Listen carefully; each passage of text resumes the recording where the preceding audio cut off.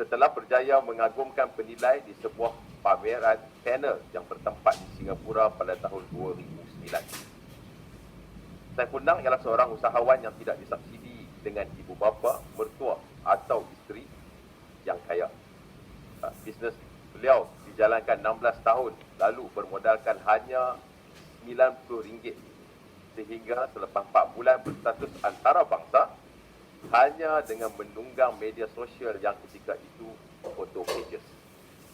Semenjak itu bisnes berkembang dari situ, 1, 2, 3 dan sehingga kini 15 buah perusahaan berbagai bidang.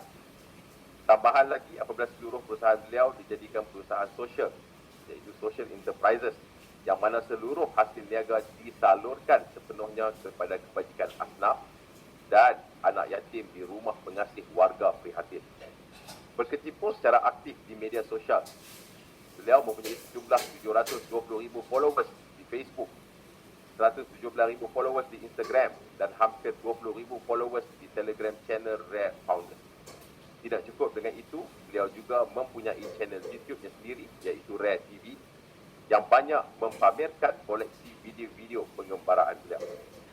Pada waktu ini, Tuan Haji Saiful Nang masih giat mengusahakan 15 buah perniagaan pelbagai bidang beliau dan pada masa yang sama masih aktif memberi tujuh ajar dan juga strategi bisnes dan marketing secara online kepada para usahawan di Telegram channel Rare Founders Circle dan di dalam Facebook Saiful Nang sendiri.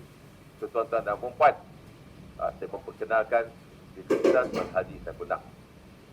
So, untuk memudahkan kita punya program hari ini, kita punya bual bicara, boleh saya address dengan Saiful? Boleh saja, tak ada masalah. Kalau nak pendek sikit, SN saja cukup. SN, okey. Baik. Saiful Nang. So, sebagai pembuka bicara, Saiful, apa yang nak Saiful bagi tahu kepada kita punya pujang-pujang takabul hari ini? A'udzubillahiminasyaitanirrajim. Bismillahirrahmanirrahim. Assalamualaikum warahmatullahi wabarakatuh. Alhamdulillah kepada semua pejuang-pejuang takaful hari ini. Jadi saya hari ini rasa bangga sikit lah. Kita dulu kan, kalau kita cerita dulu pejuang-pejuang takaful, kalau disebut sebagai takaful agent atau insurance agent, inilah kita kena tahulah pasal apa. 2 panggilan telefon ataupun 3 panggilan telefon yang kita takkan jawab, ataupun kalau kita tahu siapa dia. Nombor 1 ialah bank nak follow up loan, bayar loan, dan juga nombor 2 lembaga hasil dalam negeri, yang ketiga ialah insurance agent. Jadi hari ini pejuang-pejuang takaful, kita akan sharekan sedikit bagaimana supaya orang akan rasa macam kita punya panggilan daripada pejuang-pejuang takaful itu adalah satu bless yang semua orang kena angkat, dia kena pick up untuk apa nama tu, selamatlah, senang cerita. Okey, jadi banyak perkongsian yang tadi yang dah dikongsikan oleh saudara moderator sebentar tadi. Syafiq ke nama tadi? Betul? Syazli. Minta maaf. Minta maaf. Jadi apa moderator kita Encik Syazli, bagaimana yang dia katakan bagaimana saya ini adalah seorang penunggang, bukan penunggang agama, tetapi saya memang penunggang media sosial daripada permulaan kita berniaga. Kalau kata tadi itu dibacakan setelah 16 tahun, tetapi sebenarnya mungkin dah led by 2 years, dah 18 tahun niaga secara proper. Dan meniaga secara tak proper tu dah lama, tapi betul-betul menunggang sosial media ini daripada 18 tahun yang lepas dengan perniagaan pertama saya pada ketika itu sebagai seorang jurugambar orang kahwin. Masa itu kita fikir, ini sedikit kita reverse.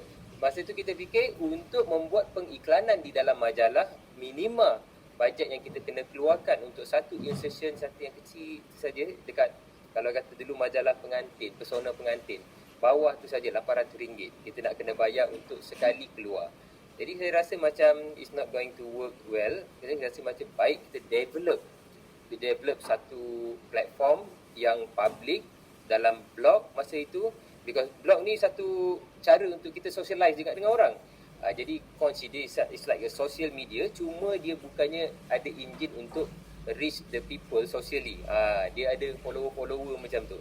Dan masa tu kita integrate social medianya ialah dia tak stand alone blog, dia mesti datang dengan Yahoo Messenger dan dia mesti datang dengan photo page. Jadi kita combinekan ketiga-tiga tadi tu menjadikan rangkaian yang mewujudkan follower. Follower dia takkan follow kalau kata kita dulu iklan je, hari-hari kita iklan promosi wedding fotografi bla bla bla semua tu. Orang takkan jadi follower kita unless kita create satu what kind of content yang people rasa worth to follow. Jadi hari ini sebenarnya saya akan kongsikan kepada semua supaya anda semua pejuang-pejuang takaful tidak lagi menghadapi masalah apabila kos iklan tinggi. Pasal apa kos iklan tinggi? Kerana you buat iklan. Cuba jangan buat iklan. Tetapi iklan tadi tu dia lebih ke arah education ataupun kepada value adding to the people, giving value to the people. Jadi kita ubah sikit mindset kita daripada seorang pengiklan kepada seorang marketer. Content marketer ataupun sebenarnya social media marketer. Social media work different. Dia tak macam kita letak ramai orang. Saya minta maaf lah pejuang-pejuang takaful sekalian. Kadang bila saya buat study sedikit dalam minggu lepas tentang takaful punya agent apa semua tu. Then you tahu kan bila kita dah mula mencari tentang anything about takaful, then dia akan selalu keluar iklan-iklan takaful semua tu dekat dalam kita punya timeline. Dan itu adalah engine yang dibuat oleh Facebook tadi tu. Untuk Instagram pun sama. Jadi bila dia keluar selalu, saya nampak macam every one of you, rasanya dalam ribuan yang ada pada hari ini, you all pun salah seorang daripada penyumbang-penyumbang tegar kepada Mark Zuckerberg. You memang suka, pemurah, nak sumbangkan banyak untuk mereka dengan membayar pengiklanan yang tinggi disebabkan anda membuat iklan macam iklan. Jadi hari ini saya akan sharekan satu perkara, bagaimana kita nak memancing di lautan luas. Kita nak menjala di lautan luas tapi dapat ikan. Luas lautan tu, tak semuanya kita turun pukat ada ikan, tak semuanya kita letak pancing dapat ikan. Kita ada tak tahu, ini laut ni daripada luar nampak semua sama je. Tetapi macam mana kita nak tahu dekat mana yang ada ikan? Dan macam mana strategi yang kita nak buat dalam lautan yang luas tadi tu untuk kita decide ikan apa yang kita nak bawa balik. Jadi itu sedikit intro. Thanks, Saiful. Terima kasih. So itu is a good warm up to kita punya session of the day. Okay. So siapa yang tengah tidur tu dah boleh bangun dulu. Sikit lah tu. Itu warm up tu. Okay. So kita cerita pasal menunggang media sosial atas talian. Kita online. So soalan yang pertama kan, apa kelebihan apabila kita menggunakan perniagaan secara atas talian ataupun lebih dikenali sebagai online business ni? Kelebihannya ialah yang tadi tu saya bagi tahu, daripada kita we need to spend a lot untuk pengiklanan dalam media tradisional. Sekarang ni media majalah, surat khabar, TV, radio, semua dah jadi media tradisional. Dia dah bukan lagi satu media contemporary yang kita worth untuk tunggang. Untuk branding, yes lah. Kadang-kadang orang nampak kita punya iklan masuk dalam TV. Then we are paying like something like 30 to 40,000 untuk lebih kurang dalam 30 second punya commercial dalam bulletin utama contohnya. But the conversion rate daripada apa yang keluar untuk dapat balik pada kita, dan we dalam niaga kita, of course kita spend 40,000 untuk 30 second contohnya, dan mestilah kita nak dapat lebih daripada 40,000. Takkan kita nak spend, aku spend 40,000 ni lillahi ta'ala lah, aku tak nak lah, tak kisah dapat ke tak kisah. Yes, itu kalau kata kita punya company kaya, company yang saja nak buat branding yang mass, yang tak perlukan satu conversion yang direct. Tapi company-company kecil macam consider company antara yang membuat revenue antara 1 juta ke 15 juta ni, consider company kecil lah sebenarnya. Dan kalau consider begitu sebenarnya, then kita tak boleh, we don't have the capacity to waste our money. Kita buang duit kita tadi tu, bayar iklan dekat TV, dalam radio, dalam ni semua. Satu bulan we spend 500,000 and end up kita cuma dapat dalam 100,000 revenue. Revenue tu bukannya profit lagi. Dan macam mana kita nak cover that things? Dan kita cakap, oh tak apa, ini branding. No, even now, dengan menggunakan social media, your branding, your marketing and branding you ni boleh you tapaukan sekali translatekan sekali dengan the conversion of sale. Of course, kalau kata macam pejuang-pejuang takaful, you need more prospect. You need more inquiry. Untuk you dapatkan inquiry, prospect, janganlah jual kat dia. Orang takut dengan insurance agent. Saya pun takut. Dia macam hantu. Hantu call kata rasa macam insurance kalau kata boleh lah nak block semua tu, dia tak payah. Jawapan yang sama you all akan dapat ialah saya dah ada dah polisi. Nanti you all akan tanya lagi dah sampai biasa kan. Biasa kan takaful, pejuang-pejuang takaful ni kena maki dekat dalam handphone. Biasa. Kita faham. Saya dulu pernah juga dulu sebelum niaga dulu pernah cuba tetapi kecundang, tak sempat pun nak pergi ambil exam, dah baca dah buku tu nak ambil exam untuk jadi pejuang insurans.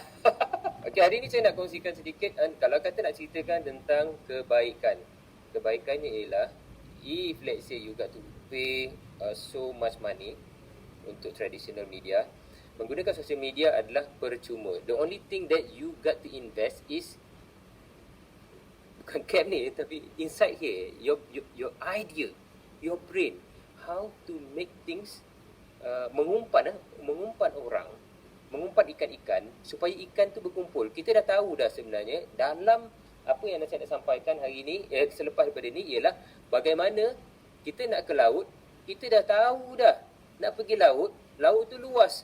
Kita tak tahu mana cencaru, mana salmon, mana ikan tenggiri, mana ikan kembung. Tapi kita tahu semua ikan-ikan ni, kebanyakan ikan-ikan ni dia akan ada dalam satu kelompok dia. Dan once you decide, hari ni aku nak tangkap ikan kembung, dan kita dah tahu dah kat mana nature ikan kembung tadi tu, kat mana kita nak turunkan pukat ikan kembung tadi tu. Dan kalau kata kita nak panggil ikan kembung datang, ini laut luas kan, kita nak rasa panggil ikan kembung kan. Jadi kita satu dah tahu tempat dia kat mana, kita tahu nature dia kat mana, pukul berapa dia makan semua tu. Dan ketiga, kita dah kena ada umpan. Umpan itu adalah umpan kalau nak tangkap kembung, umpannya umpan kembung. Kalau nak tangkap tenggiri, umpannya yang tenggiri suka. Ini nature yang kita kena tahu. Sama juga macam mana hari ni kalau kita bercakap tentang nanti saya akan sharekan how does I spend RM800 to create revenue for 3.5 million revenue dalam masa RM800 saja Facebook ads. Dan this is not cerita temberang, cerita-cerita orang yang macam hujung-hujung nanti ajak masuk ulang kelas kita kan, tak ada. Hari ni kita dah bercakap tentang ni dan we can tell A to Z macam mana kita boleh tunggang sosial media ini. Kalau hari ni you all terdiri daripada pejuang-pejuang takaful yang mengeluarkan iklan-iklan yang klise, stop. Okay, bangun daripada tidur sekarang ni, dengar apa yang saya nak kongsikan for the rest remaining of time. Okay. Okay. Itu menarik tu. Saya suka tadi tu. Dengan platform social media, platform online, marketing dengan branding, kita boleh wrap up sekali. Itu saya ingat. Kemudian macam mana kita nak pastikan umpan kita letak umpan, tapi and then ikan tu datang. Okay, let's come to soalan yang kedua, soalan yang ketiga. Saya round up sekali sebab saya nampak dia ada hubung kait. So online business, social media, satu lautan yang cukup luas. Soalan dia macam mana kita nak stand up dalam social media ni. Macam mana kita nak make sure umpan semua datang dekat kita. Dan soalan nombor 3, content kritik merupakan benda yang sangat subjektif. Okay? Bagaimanakah untuk kita menentukan adakah konten yang kita create tu relevant pada audience. So dekat situ ada dua. Sebenarnya kita nak stand out. Okay, of course kita nak stand out. Semua orang akan cakap okay lah, you have to create content kan? And then how to make sure, macam mana nak pastikan atau nak tentukan konten kita tu yang kita create tu relevant dengan kita punya audience. Macam mana saya buat? Okey, pertama sekali kalau kita sebenarnya memang betul-betul dua soalan ni berkait, jadi saya akan jawab in one shot. Okey. Pertama sekali kalau kata kita ada lautan yang luas, social media users hari ni dah berapa bilion dah. Dan dia berubah. Kalau kata tahun 2015 kita dah kali pertama kita mula membayar untuk Facebook Ads. Pada ketika itu Facebook Ads kita murah. Kita boleh dapat satu engagement less than 1 cent. Itu dah cukup power dah. 1 sen pun tak sampai. untuk per engagement. Now kita nak dapat engagement dekat Malaysia untuk tackle market yang ada dekat Malaysia. Ramai orang yang sampai 30 sen pun satu engagement. Dan kita masih lagi boleh kurangkan sampai ke 3 sen ke bawah 3 sen. Yang ini kalau kata lepas atas 3 sen naik je sampai je 10 sen, saya cakap kata ni apa buat ads ni. Saya akan cakap staff saya macam tu lah, ni apa ads macam ini, mahal punya ads, stop. Beritahu macam tu lah. Because kita ads yang mahal ni biasanya datang daripada, kita kena faham dulu media sosial punya nature. Biasanya ads yang mahal disebabkan oleh you buat iklan macam iklan. Kita tanya diri sendirilah. Kita tanya diri sendiri secara nature-nya kita, do we like to see iklan? Kita suka ke baca iklan? But do we like to read content? Hari-hari kita pergi, kadang kita rasa macam kita nak membaca. Kita pergi dekat kedai buku. Kita pergi belik magazine. Lepas tu magazine tu tulis RM15. Kita beli. Why? Because inside those magazine ada content ke ada iklan? Ada content. Dan dalam kepala kita, kita tahu magazine tu menyajikan content. Tapi ada iklan tak dalam? Ada iklan. Dia selit-selit iklan dalam tu. Itu pertama.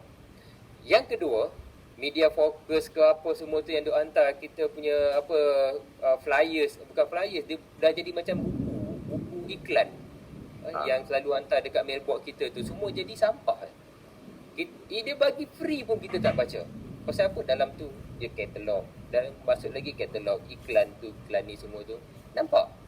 Kita spend so much untuk dibuang. We spend a lot of money to force people untuk baca apa yang kita postkan dalam iklan tadi tu. Ingat Facebook ni, dia kalau kata 2015 dulu, dia tak ramai sangat user. Dan dia ramai user tu, yang saya maksudkan ialah user business, pengiklan. Tak ramai pengiklan. Jadi sebab tu kita punya persaingan untuk iklan kita dilihat tu tak tinggi.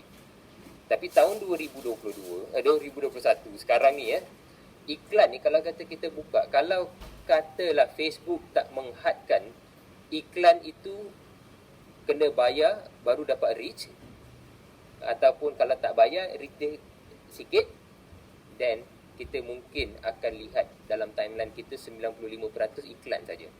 Konten kawan kita beranak, kawan kita kena COVID, kawan kita apa, semua tu kita dah tak nampak dah. Pasal apa? Itu jadi konten sikit. Jadi Facebook akan hilang dia punya relevant dia apabila dia dah mula tidak jadi social media lagi. Dia dah jadi katalog iklan. Sebab itu Facebook dia restrict betul-betul. Kalau kata nampak adalah benda-benda ayat-ayat trigger yang ada tulis RM ke dolar ke apa ke semua tu, COD ke apa semua tu, dia trigger untuk menjadi satu iklan, dan dia akan kurangkan you punya reach dekat dalam timeline dia, newsfeed yang akan keluar. Kita hari-hari kita baca update kawan-kawan kita, bukannya kita saja hari ni aku dah ada senarai kawan-kawan aku nak check dia punya Facebook, jarang. Kecuali tiba-tiba satu hari dapatlah ada gosip keluar viral pula dia punya cerita ni semua tu. Apa cerita ni, okeylah check lah dia punya Facebook, baru kita type. Kebiasaannya kita akan dapat semua melalui, kita akan scroll tengok je, semua layan aja. Betul. Layan dalam newsfeed, betul kan? Betul. Jadi kalau kata newsfeed tadi tu, dah ramai orang buat iklan, semua iklan ada kat situ. Jadi dalam newsfeed tadi tu nanti dah keluar 90% iklan. Jadi kita lama-lama pun malas lah tengok apa Facebook ni, iklan aja. Okey, nature-nya ialah orang tak suka tengok iklan. Dia kena faham. Nombor satu, law dia dekat dalam content marketing, orang tak suka tengok iklan.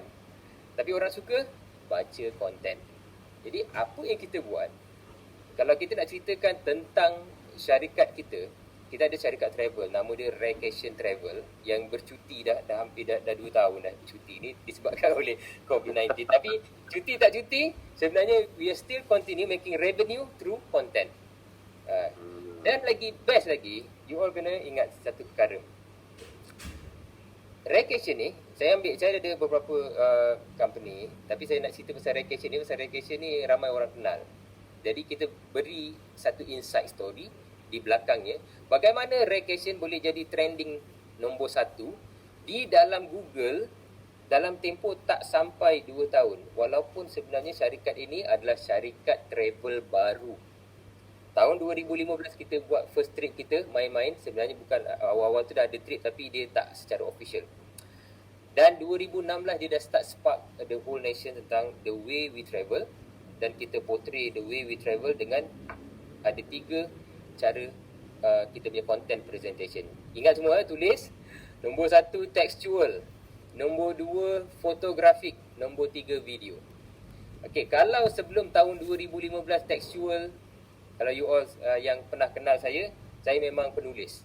Saya menulis dekat dalam media sosial. Tak sampai tahun 2015, saya punya buku kisah orang menang adalah rangkuman penulisan-penulisan yang dihimpunkan dalam sosial media saya sehingga menjadi book, best seller book pada tahun 2015, 2014, 2016 masa tu, best seller book dengan jualan yang tinggi. Okey, itu dia textual. Tetapi 2016 dah mula your text doesn't really go through sangat untuk jadi iklan or content marketing. Then you kena masuk iklan, itu mesti masuk secara fotografik dan juga textual dan fotografik. Dan dia bertahan sampai 2018 saja. 2018 masuk ke 2019, people dah start to see video. Why? Because data dah jadi murah. Data dah jadi murah dan your handphone dah boleh shoot high quality video, high quality photo. Saya pun dah lama lupa bila saya bawa kamera besar-besar yang gantung-gantung kat leher tu, saya bawa tripod semua tu. Dia tak convenient. Dia bagus in quality, but in marketing we go for speed and convenient. Kalau kata asal nak buat iklan, ada konten ni. Okey. Siapkan ni semua kru, tolong ni bawa tripod, lighting 13 dengan apa semua. Habis, barang dah lepas. Jadi kalau ada benda ni, ada konten, terus. Ada idea, terus execute on the spot. Ini benda yang berlaku in the 2019 and now, until now. Jadi, dipendekkan story, kita nak bagi tahu, ini content marketing adalah perkara yang you sebagai pejuang takaful kena buat. Saya boleh katakan wajib buatlah, senang cerita. Ataupun fardu kepada anda semua yang nak jadi pejuang takaful yang berjaya. Contohnya, tak semestinya kita jual insurans, kita punya konten mesti tentang insurans. Dah bosan dah klise story tentang makcik ni mati, lepas tu anak dia tak ada orang jaga, masuk rumah kebajikan, lepas tu EPF dia kena faraid lah, apalah semua tu. Jadi masuk hospital cancer lah, apalah semua kena bayar macam-macam, dekat private tolak lah. Dia dah jadi klise punya story. Don't go for klise content. Tapi kita kena tahu satu perkara. Kalau kata kita nak mengail tenggiri, susah sangat lah kot, saya tak pernah mengail tenggiri. Contohnya kalau kata kita nak mengail ikan keli. Ikan keli makan apa? Nombor 1 dia makan, kalau cacing pun dia makan, kalau anak katak pun dia makan. Itu haruan anak katak. Apa? Keli pun tak pancing. Ialah cacing, roti gardenia ke, katalah dia suka burger ramly, letak burger ramly. Tapi kalau kata tak semestinya kita nak cerita pasal ikan keli, kita akan cerita pasal ikan keli je semua tu. Keli masak asam pedas lah, keli tu, keli ni, semua tu. Itu contoh. Tapi kita dah mula open up a little bit. Okay. Jadi saya nak bagi contoh, kalau kata kita target kita adalah those people on the M40 ataupun B40. Jadi kita dah tahu dah, kalau kata you are targeting B40, tadi cerita pasal ikan keli tadi tu, tak semestinya ikan umpan dia tu ada satu jenis je, dia ada banyak-banyak jenis. Okey. Dan tak semestinya you fokus kepada dia punya makanan yang dijadikan umpan. You boleh fokus kepada environment yang dia suka. Dia suka tempat yang ada semak-semak sikit. Jadi you ceritalah benda-benda semak. Dan kalau kata you are targeting, ini saya nak cerita balik, kalau kata kita target orang tertentu, ini menjadi satu success story yang saya bagi tahu cerita sebelum ni. I took the challenge, Raycation baru berumur 3 tahun nak masuk 4 tahun pada ketika kita embark into organize haji yang pertama sekali. You tahu kan, nak buat travel company, nak buat haji, dia mesti kena ada satu dia mesti ada very huge capital. Dia kena bayar macam-macam Pak Arab punya apa cerita ni, apa semua dengan dia punya corruption dia, apa semua tu you kena deal with it. we avoid all those dan kita buat dengan cara kita lah, dengan cara kita. And untuk you dapat visa pun ada cara lain kita buat untuk dapat visa, walaupun kita tidak mengikut mainstream tetapi kita masuk dalam status stream yang lain. Dan apa yang kita buat? Kita dah tahu dah, dengan cara mendapatkan visa yang tidak mengganggu visa orang kena beratur tu, kita dapatkan satu visa. Visa ini adalah visa yang berbayar. Ini bila kita kena bayar ni, benda tu visa tu free, tapi pasal orang nak dapatkan tu dia nak bayar, nak kena bayar dia lah, contohnya lah. Okay? Jadi okey. Jadi dia akan, package tu akan jadi mahal sedikit. Tetapi macam mana kita nak, okey, mahal ni kalau kita jual dekat orang yang memang nak pergi haji semua tanpa beratur, dia akan, mungkin dia akan beri kontroversi sikit. Orang tak mampulah. Kan package haji 60,000, 70,000 ni orang-orang yang middle level je lah. Kalau kita bedah dalam lautan yang luas tadi tu, kita segmentize. Kita dah fikir, aku nak tenggiri, aku nak cencaru. Ikan lain aku, kalau dapat Alhamdulillah. Kalau tak dapat dalam pukat, fine, aku nak yang ada ni je. Jadi kita dah tahu dah, kita dah belajar nature dia. Okay, kita nak haji kita ni, kita dapat 60 kuota. 60 kuota visa. Okay, dia bagi 60 je. Sebenarnya mula-mula 45, tapi lepas 45 tu sekejap habis, lepas tu orang tambah lagi. Jadi 60, katakan 60. Jadi kita dah dalam kepala kita dah fikir, 60 pada harga 70k ni agak-agak siapa yang boleh? Okey, orang yang boleh buat saving. Ramailah kalau kita nak cakap macam ni. Nanti orang cakap kata, SN ni, ingat doktor-doktor, profesor-profesor je ke ada duit? Kata, kita ni peniaga tepi jalan, ingat tak ada saving ke? Yes, betul, ada. Tapi dalam marketing, kita go into a generalizing something according to the group of the people. Contohnya macam tadi tu, kita nak tangkap ikan banyak. Jadi kita dah, masa tu saya ada buat satu lakaran, mind map. Okay, I am targeting doctors, specialist doctors, kita target juga usahawan yang ada company, dan juga jurutera ataupun petugas-petugas, pekerja-pekerja dalam industri oil and gas. Masa tu oil and gas agak well to do juga.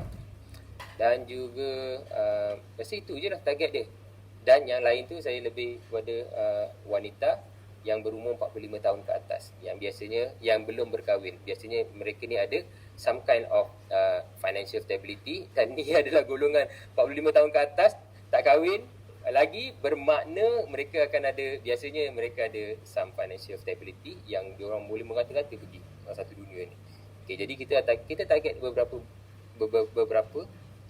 group, dan group ni adalah group yang happen to be on the higher end sedikit.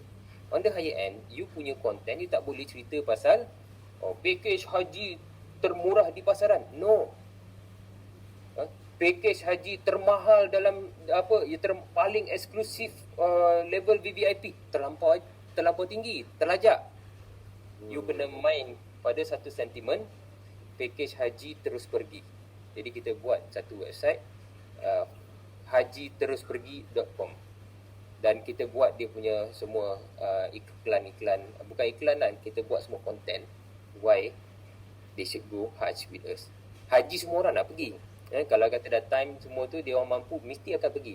Tapi the way kita general target and decide which of the group of the people yang kita nak. Tak semestinya yang lain tu, sorry ya, bukan doktor kan, bukan usahawan kan, kita tak terima, minta maaf je. Itu bodoh lah macam tu. Kalau kata orang tu datang menyerah, walaupun dia bukan doktor ke, bukan apa semua tu, ambil je lah. Ini dia punya pelajaran dia kepada semua. Decide and specific siapa yang you nak ambil. Itu baru level 1. Belum you dapat lagi level 2. Level 2 ialah you tahu ini golongan-golongan have. Bukanlah have sangat, tetapi golongan middle class yang manage to pay the amount of money yang kita minta.